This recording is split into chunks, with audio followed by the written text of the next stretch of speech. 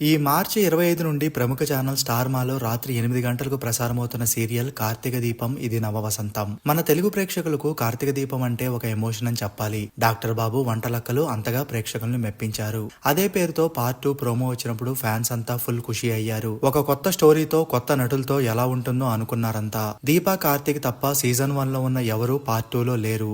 అయితే first episodes కాస్త confusion ని క్రియేట్ చేసినప్పటికీ ఫ్యాన్స్ ని మెప్పించగలిగింది. మొదటి వారంలోనే రికార్డు టీఆర్పీ సొంతం చేసుకుంది. గత కొన్ని నెలలుగా టాప్ టీఆర్పీస్ ని సొంతం చేసుకుని ముందుకు వెళ్తున్న బ్రహ్మముడి సీరియల్ కి గట్టి షాక్ ఇచ్చి ఫస్ట్ ప్లేస్ ని సొంతం చేసుకుంది కార్తీక దీపం. ప్రైమ్ టైం 7:30కి వస్తున్న Brahmamudi U+R rating 11.86, urban rating 10.03 వచ్చింది. Karthika Deepam U+R rating 12.93, urban rating 10.40తో ఫస్ట్ ప్లేస్ ని దక్కించుకుంది.